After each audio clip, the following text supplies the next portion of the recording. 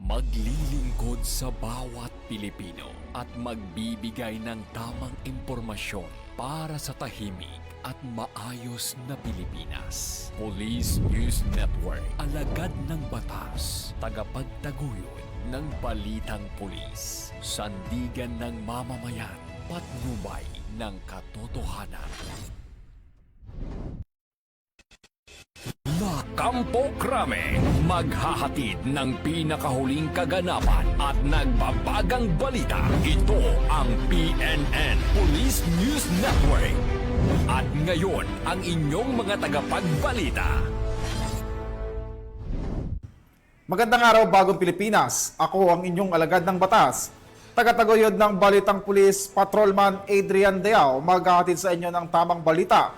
Kwento ng pulis at serbisyo para sa mamamayan, at ito ang PNP News Online. Ang pangunahing balita ng Police News Network. Alagad ng batas, tagataguyod ng Balitang Pulis.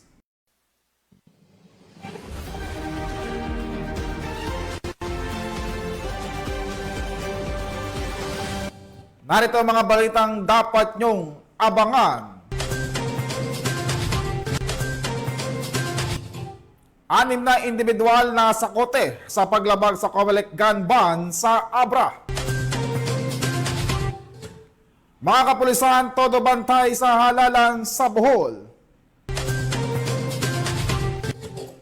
At mahigit 6 na milyong pisong halaga ng shabu na kumpiska sa Basilan.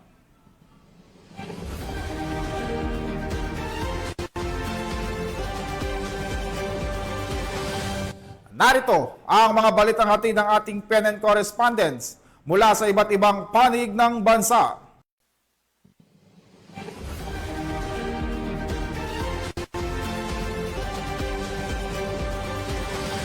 Simulan natin ang balita mula sa bahagi ng Luzon.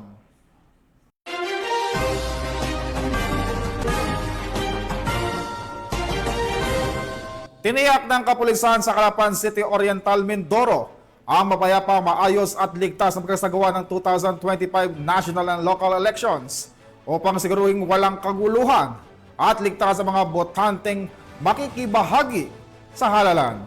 Patrolman Eloisa Joy Beredo sa report. Ayos na isinagawa ang halalan ngayong araw sa iba't ibang presinto sa Calapan City sa tulong ng mahigpit ng pagbabantay ng kapulisan upang tiyakin ang seguridad at kaayusan ng proseso. Ayon sa Philippine National Police Calapan, nakalatag ang mga pulis sa bawat voting center upang siguraduhin sumusunod ang mga botante at kandidato sa mga umiiral na alintuntunin. Bahagi ang kanilang mandato ang pagbabantay laban sa anumang uri ng karahasan, vote buying at iba pang election-related offenses. Tinitiyak ng buong kapulisan ng Police Regional Office ni Mimaropa sa pamumuno ng ating Regional Director Police Brigadier General Roger La Rosa Quezada sa patnubay ng aming Provincial Director for Oriental Mindoro Provincial Office, Police Colonel Edison Bello Ribita, ang kaayusan at katahimikan ng eleksyon ngayong araw. Sa ngayon ay nananatiling mapayapa ang kalagayan sa lahat ng ating polling precincts. Patuloy ang aming pagbabantay para matiyak na walang magiging aberya. Bukod sa pisikal na pagbabantay, nagpapatupad din ng mga otoridad ng checkpoint sa mga pangunahing kalsada para sa dagdag seguridad. Nagsasagawa rin ang mga pulis ng regular na pag-iikot upang agad na marespondihan ng anumang insidente. Nagpapaalala rin ng kapulisan sa mga botante na sumunod sa health and safety protocols at maging mapagmatsyag sa anumang kahinahinalang kilos. Hinihimok nila ang publiko na agad i-report sa mga otoridad ang anumang paglabag upang mapanatili ang kaayusan sa buong araw ng eleksyon. Inaasahan ng mga otoridad at mamamayan na maging mapayapa at matagumpay ang buong halalan tungo sa pagpili ng mga lider na tunay na magsusulong sa kapakanan ng bayan. Mula dito sa Calapan City, Oriental, Mindoro, ako ang iyong PNN Correspondent Patrolwoman Eloisa Joy Beredo, alagad ng batas, tagataguyod ng Balitang Pulis. Maraming salamat sa Patrolman Beredo. Samantala, 6 na katao ang naaresto sa probinsya ng Abra matapos madakip sa paglabag sa Republic Act 10591 o ang Comprehensive Firearms and Ammunition Regulation Act at sa pinapatupad na Comelec gun ban ngayong 2025 national and local elections. Patrolwoman Jezebel Moyaw sa balita. Matagumpay na nadakip ng mga otoridad ang 6 na kalalakihan dahil sa paglabag sa RA 10591 o Comprehensive Firearms and Ammunition Regulation Act at COMELEC Resolution bilang 11067 o gun ban na may kaugnayan sa Omnibus Election Code sa Barangay Poblacion Dolores Abra noong ika-11 ng Mayo ng kasalukuyang taon. Ayon kay Police Colonel Froilan Lopez, Provincial Director ng Abra Police Provincial Office, nagsasagawa ng PNP COMELEC checkpoint ang mga tauhan ng Dolores Municipal Police Station, katuwang ang RHPU CAR, 1503rd, 1504th, 150th RMFB at 113th Special Action Company ng PNP SAF nang mapara at mahuli ang mga sospek na pawang residente ng Dolores Abra na may edad mula 24 hanggang 44 taong gulang. Na-recover mula sa mga sospek ang 4 na pistol na may mga kargang bala. Dahil sa kawalan ng dokumento at sertipikasyon mula sa COMELEC, agad silang inaresto. Ang mga nahuli ay dinala sa Dolores MPS para sa dokumentasyon at paghahain ng kaukulang mga kaso. Ang pagpupursiging ito ng kapulisan ay patunay ng kanilang dedikasyon sa pagpapanatili ng kaayusan, kapayapaan at seguridad ng mamamayan, lalo na sa panahon ng halalan kung kailan mahigpit na tutupad ang mga batas laban sa iligal na armas at iba pang banta sa eleksyon. Mula dito sa rehiyon ng Cordillera, ako ang inyong PNN correspondent, Patrolwoman Jezebel Moyaw, alagad ng batas, tagataguyod ng balitang pulis. Maraming salamat sa Patrolwoman Moyaw. Sa lungsod naman ng Maynila, isang lalaki ang inaresto ng mga operatiba ng Santa Cruz PNP matapos mahulihan ng improvised firearm at ammunition sa loob ng kanyang tricycle. Yan ang tinutukan ni Patrolwoman Abigail Rojas. Arestado ang isang 38 anyos na lalaking miyembro umano ng Bahala na Gang sa isinagawang road clearing operation ng Santa Cruz Police Station sa Dimasalang Street Corner, Tiago Street, Barangay 368. Kinilala ang suspect na si alias Aris na naaktuhan ng mga operatiba sa pangunguna ni Police Major Patrick Rodriguez, Station Commander ng Blumentritt PCP, na iniinspeksyon ng isang improvised firearm o pen gun sa loob ng isang tricycle. Nag-conduct ng clearing operation ang ating mga kapulisan sa Dimasalang Street. So nakita nila ang illegal terminal ng mga tricycle. So nakita nila ang suspect si alias Aris na nagkakalikot ng mga tubo at napagkalaman na ito ay improvised firearms na may kasamang bala .38. So agad inaresto ng ating mga kapulisan si alias Aris, binasahan ng kanyang mga karapatan. Na-recover mula sa kanya ang isang improvised pen gun at isang pirasong 9mm live ammunition. Nahaharap siya ngayon sa kasong paglabag sa RA 10591 o Comprehensive Firearms and Ammunition Act na may kaugnayan sa COMELEC gun ban sa ilalim ng RA 7166. Mula dito sa Manila City, ako po ang inyong PNN correspondent, Patrolwoman Abigail Rojas, alagad ng batas, tagataguyod ng balitang pulis.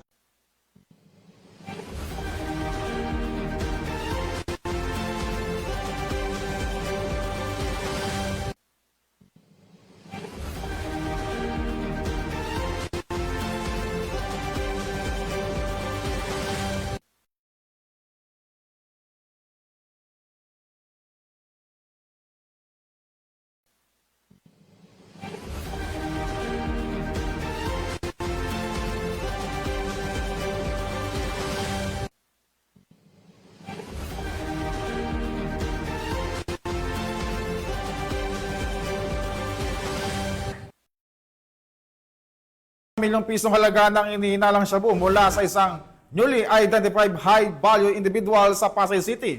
Magbabalita dyan si Patrolwoman Mary Tony Beba. 1,000 kapulisan Hindi na mula sa nakapalagpa Bohol ang Police 29 Provincial anyos Office na ang suspect itinalaga sa iba't matapos ibang polling masakote ng precincts tauhan lalo ng na sa mga District lugar na Drug itinuturing Enforcement na Unit election SPD hotspots ngayong araw dahil sa ng eleksyon. kinasasangkutan nitong iligal na droga. Pasado alas 5 ng hapon itong Miyerkules lang nang arestuhin si alias Joe, isang newly identified high-value individual sa Barangay 76 Pasay City. Ang suspect ay nakatira sa Baclaran Lungsod ng Parañaque. Kasama rin sa pagdakip sa suspect ang tauhan ng District Intelligence Division SDEU Pasay CPS at sa ilalim ng koordinasyon ng Substation 3 Pasay. Ngayon po, nagtipid po ako. Sa ito po tumawag po yung pera. Kailangan ko ng pera. Pilitan po ako. Sige na po. Hindi po alam na polis na po kausap. Hindi ko akalain ng polis na pala ang kausap ko. Pero kung may tanong ng konti, nautusan, sinunod ko yung utos, magabot ko po yun ako. Naging matagumpay ang buy-bust operation na nagresulta sa pagkasabat sa 150 grams na hinihinalang shabu, isang cellphone at buy-bust money. Ang naturang illegal na droga ay may tinatayang halaga ng 1,020,000 pesos. Kasalukuyang nasa kustodiya na ngayon ang District Drug Enforcement Unit SPD si alias Joe para sa tamang dokumentasyon at pagsampa ng kasong paglabag sa RA 9165 or Comprehensive Dangerous Drugs Act of 2002. Mula dito sa Southern Police District, ako ang inyong PNN correspondent, Patrolwoman Mary Tony Veva, alagad ng batas, tagataguyod ng Balitang Pulis. Maraming salamat sa iyo, Patrolwoman Beba. Tunghayin naman natin ang mga balita mula sa Visayas.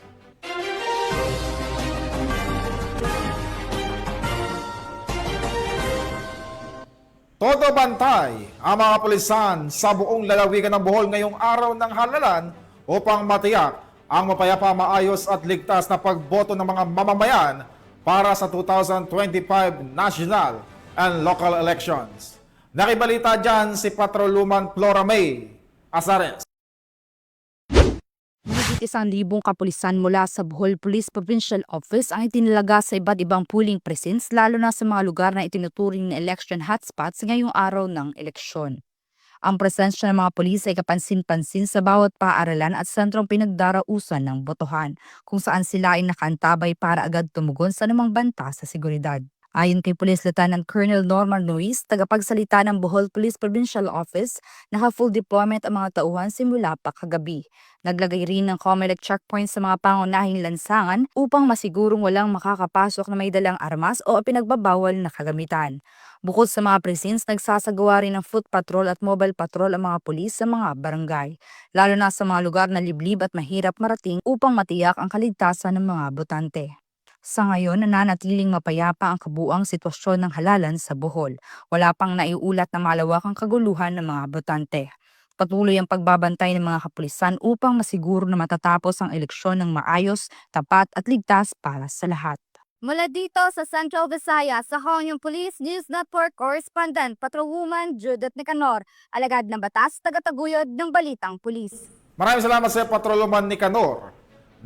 Nasabat ang mahigit 400,000 pisong halaga ng shabu mula sa isang individual sa isang buy-bust operation ng mga otoridad sa Haro, Iloilo.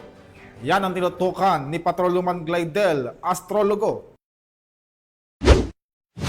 Motorista na hulihan ng hinihilaang shabu at marijuana sa isinagawang checkpoint sa Haro, Iloilo City nito lamang 8 ng Mayo taong kasalukuyan. Nasabat ng mga operatiba ng Iloilo City Police Station 9 ang tinatayang 34,020 pesos na halaga ng hinilaang marijuana at shabu sa isinagawang COMELEC checkpoints Barangay Dungon A, Haro, Iloilo City. Ang operasyon ay pinangunahan ni Police Major Eduardo S. Chacon Jr., Station Commander, at Police Captain Jimel C. Acuesta, Deputy Station Commander ng Iloilo City Police Station 9. Ang suspect na kinilalang si alias Fermar, 25 taong gulang, walang trabaho, may asawa at residente ng San Juan Molo, Iloilo City, ay nahuli matapos ma-flag down dahil sa paglabag sa regulasyong hindi pagsusuot ng wastong kasuotan sa pagmumotor. Sa paghingi ng lisensya, napansin ng mga kapulisan na isang sachet ng hinilaang tuyong dahon ng marijuana sa loob ng sling bag ng suspect.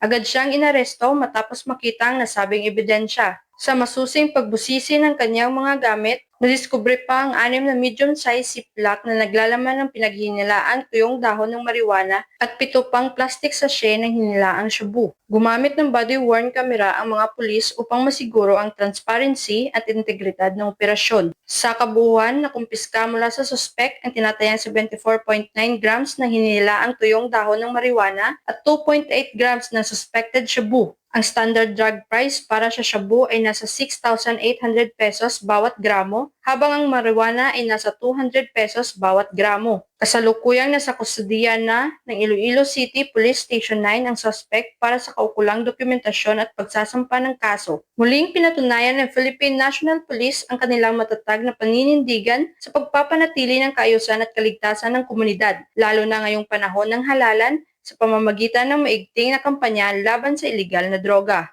Mula dito sa Police Regional Office 6, ako ang inyong Police News Network Correspondent, Patrolwoman Ledeline Bansagon, alagad ng batas, tagataguyod ng Balitang Pulis. Maraming salamat sa iyo, Patrolwoman Bansagon. Narito naman ang mga balita mula sa bahagi ng Mindanao.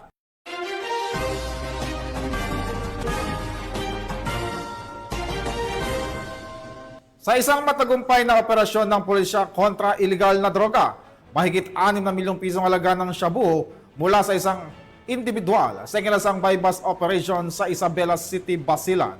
Nakatutok dyan si Patrolwoman Joyce Franco.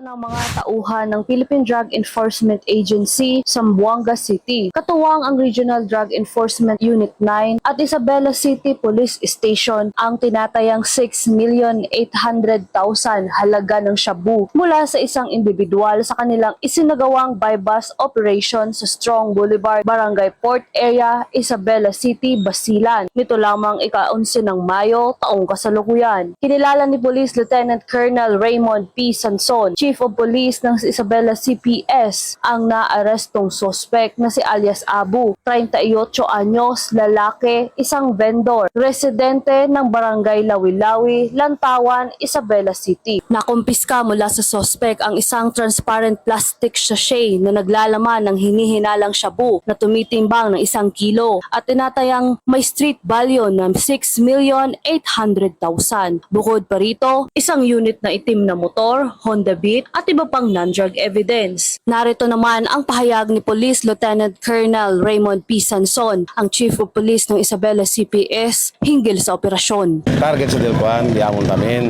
Pero nasa na-watch siya mo kaya puwera siya na farm sa ele. So anyway, sa 2 weeks, siguro di amon sa operation kanila. So anyway, pwede makita saka. At least positive yan ng resulta. Maharap ang sospek sa kasong paglabag sa Section 5, Article 2 ng Republic Act 9165 o Comprehensive Dangerous Drugs Act of 2002. Patunay lamang na ang pambansang pulisya ng Pilipinas, katuwang iba't ibang ahensya ng pamahalaan, ay hindi nagpapabaya sa kanilang sinumpaang tungkulin, lalo na sa kanilang kampanya kontra iligal na droga upang mapanatiling ligtas ang kanilang nasasakupan. Mula rito sa Police Regional Office 9, ako ang inyong PNN Correspondent, Patrolwoman Joyce Franco. Alagad ng batas, tagataguyod ng Balitang Pulis. Maraming salamat sa iyo, Patrolwoman Franco. Naka-alerto ang buong hanin ng kapulisan ng Police Regional Office 10 upang magbigay ng seguridad sa mga polling precincts upang matiyak ang maayos, tahimik at ligtas na pagdaraos ng halalan 2025. Alamin ang report mula kay Patrolwoman Danessa Berdos. Patuloy ang pagdagsa ng mga botante sa iba't ibang presinto ng Region 10 nitong araw ng halalan 2025. Tinitiyak ng Police Regional Office 10 na magagamit ng lahat ng botante ang kanilang karapatang bumoto ngayong halalan nang walang takot sa harassment. Lahat ng ating kapulisan ay nakadeploy ngayon at sinisiguro natin na una, lahat ay makaboto. Ayaw natin na merong mga tao na haharasin at hindi payagang bumoto. So dapat lahat sila ma-exercise yung karapatan na pagboto. So far, appropriate ang ating deployment. Marami tayong nakadeploy. Personal na ininspeksyon ni Pro-10 Director Police Brigadier General Jason C. De Guzman sa mga polling center sa Region 10. Primary na tinututukan natin dito yung security. No? Yan naman ang role ng PNP. And then, chinecheck natin deployment ng ating mga kapulisan. At at the same time, makita natin kung talagang in-order yung mga nangyayari ngayon na testing. Kikita naman natin yung iba, pinapakita dun sa loob ng mga precincts, nandiyan yung mga watcher. So, yung appropriate deployment ng ating PNP, yun ang ating pinuputukan dito. Mahigpit na binabantayan ng mga otoridad ang sitwasyon sa iba't ibang lugar upang masiguro ang isang maayos at mapayapang pagdaraos ng halalan sa Hilagang Mindanao.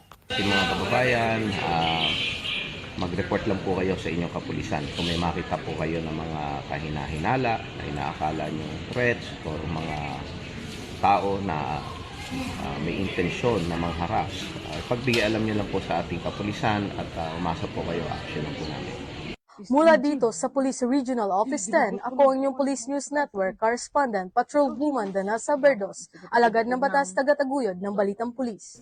Maraming salamat sa iyo, Patrolman Berdos. At para sa ating huling balita, nasa kote ang 5 sospek sa Maco Davao de Oro matapos mahuling lumabag sa umiiral na Comelec gun ban ngayong araw ng halalan. Ang report mula kay Patrolwoman Queenie Babes Arindain. Narasto ang 5 kalalakihan sa Purok 2, Barangay Dumlan, Maco nito lamang Mayo matapos makatanggap ng ulat ang kapulisan hinggil sa manoy pananakot gamit ang mga baril. Ayon sa impormasyon mula sa isang concerned citizen, may mga lalaking sakay ng pick-up na naglabas ng mga armas upang takutin siya. Agad naman rumispende ang mga tauhan ng Maco Municipal Police Station at matagumpay na inaresto ang mga sospek na kinilalang sina alias Rico, Danilo, Riner, Luisito at Nove.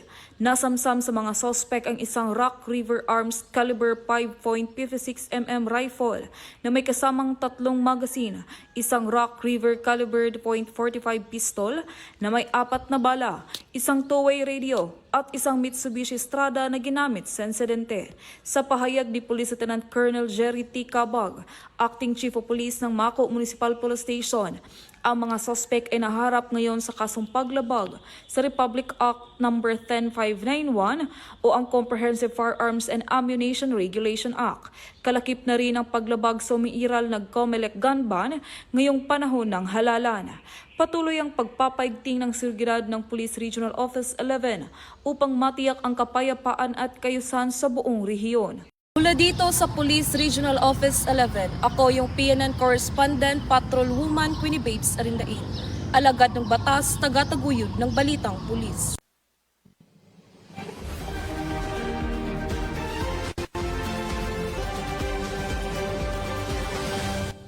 At yan ang mga balitang nakalap ng ating PNN correspondents mula Luzon, Visayas at Mindanao. Sa ngalan ng pamunuan ng Philippine National Police sa pangunahan ni Chief PNP Police General Romel Francisco Marbil at sa pamumuno ni President Ferdinand Bongbong Marcos Jr., kami maglilingkod sa bawat Pilipino at magbibigay ng tamang at balanseng balita dahil dito sa bagong Pilipinas, ang gusto ng pulis, ligtas ka.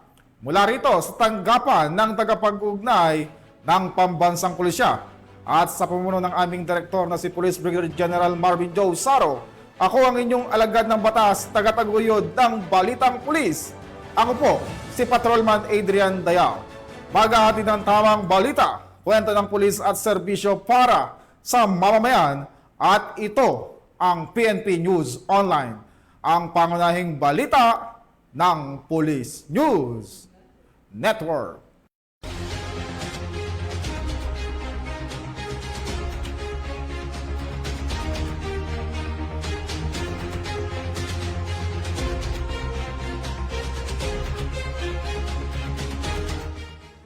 Police News Network, alagad ng batas, tagapagtaguyod ng Balitang Pulis.